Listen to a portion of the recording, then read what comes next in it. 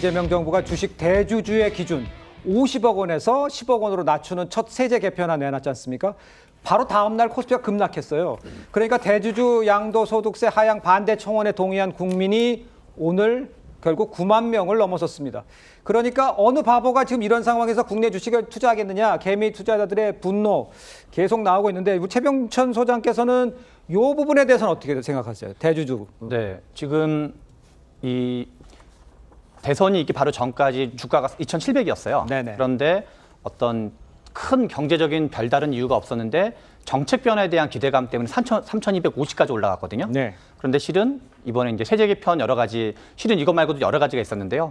그 양도소득 분리과세에 대해서 좀 기대치보다 못 미쳤다든가, 네. 법인세를 인상했다든가, 아니면 이제 그 거래세를 좀 부활했다든가, 거래세를 이제 상향했다든가, 예. 이런 거 한 4가지 내지 5가지 정도의 어떤 세제 개편안이 나왔는데 그게 대체로 주식 투자자 입장에서 보기에는 민주당이 실제로 코스피 5천을 할 의사가 있는 게 맞아? 라는 좀 의심할 여지가 있을 정도로 뭔가 이렇게 이러저런 정책을 훨씬 더 많이 어떤 주가 친화적인 정책을 해도 5천이라는 게 실은 쉬운 목표는 아닌 건데 약간 반대 방향의 정책을 좀 하면서 시장이 이재명 정부 들어서 가장 큰 지금 낙폭이거든요. 가장 많이 주가가 떨어진 경우인데요. 그러니까. 한 이제 거의 한 130% 약간 안 되게 네. 그 정도 떨어졌으니까 포인트 정도가. 그런 점에서 지금 민주당에서도 약간 이 정도일지는 좀 잘 몰랐던 여론이 있는 것 같고 그래서 지금 현재 다만 민주당 내에서는 2가지 견해가 여전히 약간 좀 충돌하고 있는 것 같아요. 네. 이거는 좀 민주당이 이번에 정책 미스한 거다. 그러니까 이거 좀 수정해야 된다. 해가지고 뭐 이소영 의원 또는 이제 뭐 김한규 의원 예. 이런 등등의 분들은 약간 좀 경제를 중시 여기는 분들 뭐 이현주 최고위원도 그런 입장이고 네네. 이거 좀 다시 완화된다는 입장이 있는 거고 진성준 전 정책위원장 같은 경우는 이거 한다고 뭐가 무슨 큰일이 나냐. 이거는 일시적인 현상에 불과하다 해가지고 이 사안이야말로 어떤 민주당 내에 크게 2가지 흐름이 이렇게 어떻게 보면 충돌하고 있는 네. 그런 대표적인 사안이 아닐까 싶습니다. 그러니까 그런 상황인데 그러면 그 최 소장께서는 개인적으로는 어떻게 보세요? 저는 실은 네. 코스피 찬물 정책 패키지를 했다고 생각이 들어요. 코스피 찬물 정책 이게 무슨 코스피 5천을 해도 모자른데 이거는 찬물을 확 끼얹어버린 거거든요.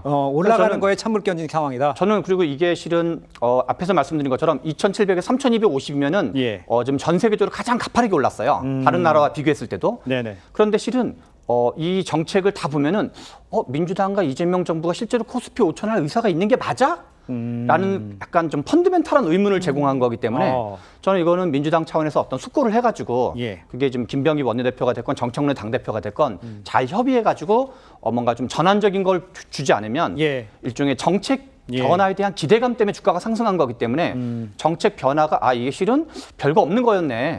한 입으로 약간 두말하는 거네. 예. 그런 느낌이 들면 저는 이 정책 신뢰감 자체가 통으로 지금 침해당할 가능성이 있기 때문에 사안을 좀 심각하게 받아들이고 바꾸는 게 바람직하다 이런 생각을 가지고 있습니다. 알겠습니다. 개인적 의견까지도 들어봤습니다. 일단요, 이 코스피가 급락하고 개미 투자자들의 분노가 이어지자 집권 여당인 민주당 분위기도 지금 심상치가 않은 것으로 전해졌습니다. 내부에서조차 지금 우려의 목소리는 커지고 있습니다. 함께 들어보시죠. 우리나라의 세제 개편안이 지금 주주들 입장에서 상당히 불만이거든요. 관세 협상 잘 해놓고 주가로 수치로 보여줘야 되는 거잖아요. 시장에서. 네. 그런 면에서는 상당히 안타깝게 생각합니다.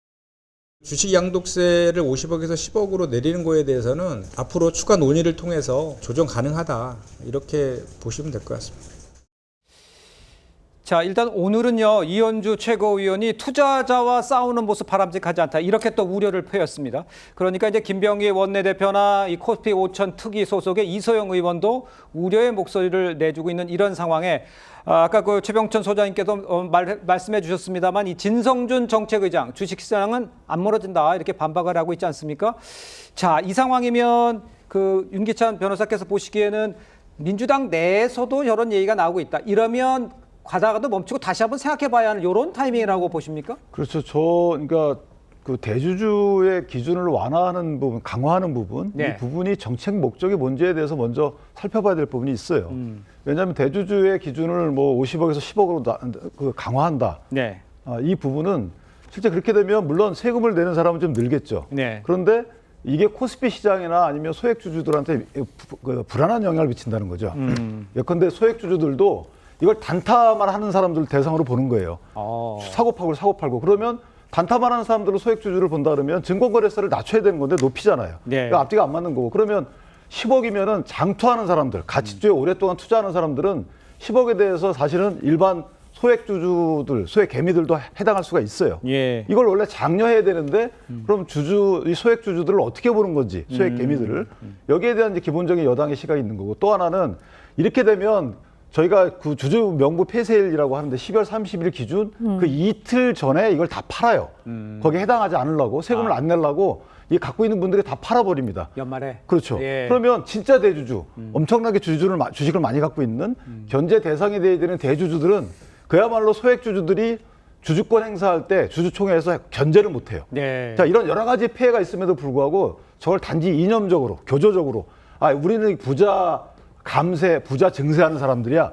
이걸 보여주기 위한 시각의 정책이라고 보기에는 네네. 그 하나 목적 달성을 위해서는 너무 많은 희생이 따른다. 알겠습니다. 검토해봐야 무슨 상황인데 충분히 제가 이해를 할 수 있는 상황인 것 같고요. 그런데 이제 개인 투자자들의 분노, 진성준 위원장에도 향하고 있습니다. 진 위원장 SNS에 수천 개 지금 넘는 비판 댓글이 지금 달려 있는 상황이에요. 특히 진 위원장이요, 과거에 나는 주식 투자를 안 해서 실제적인 양태는 잘 모른다, 이렇게 한 발언까지 지금 재조명이 되면서 분노를 키우고 있는 상황이에요.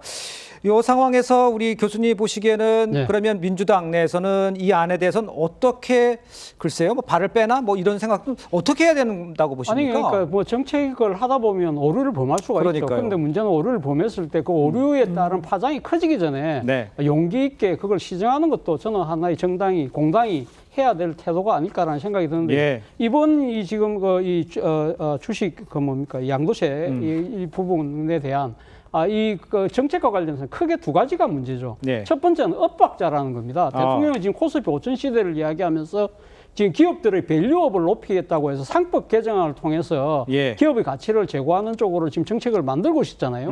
그런데 이건 지금 대주주에 대한 그 기준 자체를 낮춤으로써 네. 사실 어떻게 보면 이게 개미들까지 등을 떠미는 장에서 떠나도록 떠미는 효과를 만들고 있다고 한다면 이거는 정말 정치적으로, 그러니까 지금 상당히 정책적으로 잘못된 예. 엇박자이기 때문에 이건 바로 잡아야 될 필요가 있는 것이고, 네. 또 하나는 지금 과거에 지금 10억을 하다가 윤석열 정권 때 50억으로 올렸다는 거 아니에요? 그런데 이 지금 민주당 입장에서 봤을 때는 당시 그때 당시 윤석열 정권이 했던 부분은 부자 감세야. 그런데 우리는 이제 집권했으니까 이제 부자에 대한 감세는 처리할 거야.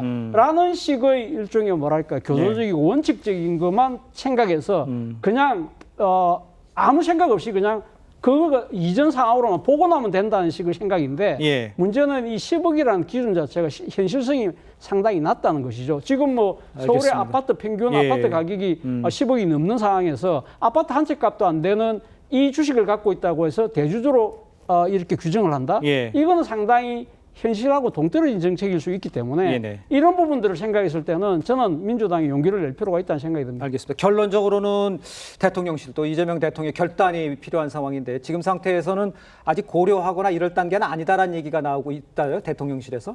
대통령실은 어떻게 할 것 같아 보이세요? 그러니까 이제 수습 단계로 들어간 것 네. 같아요. 사실은 정책위 의장이 모든 정책을 다 알 수는 없지만 적어도 주식 투자를 안 해본 사람이 지금 뭐 그 소위 대주주의 기준이라든지 증권거래세라든지 이렇게 함으로써 개미 투자자들을 폭발시킨 거거든요. 네. 그리고 비판하는 쪽에서도 수치로 얼마든지 지금 반박을 합니다. 예를 든다면 세금 수십조 걷자고 지금 시가총액이 100조 넘게 날라갔다. 네. 그럴 뿐만 아니라 지금 뭐 그 소위 이재명 정부가 들어서면서 그 기대 심리로 주식이 올라갔는데 네. 지금 코스피 3.88%, 코스닥 4.03%, 지난 4월 1에 낙폭이 이렇게 큰 적이 없었다라는 것입니다. 네. 그래서 사실은 이 부분 여론에 또 민감한 민주당 아니겠습니까? 이거를 그 수습할 뿐만 아니라 이러한 정책에 대해서는 좀 전문가들의 조언을 좀 들어가면서 침착하게 무조건 윤석열 때 한 거니까 다 뒤집어 엎겠다라고 하면은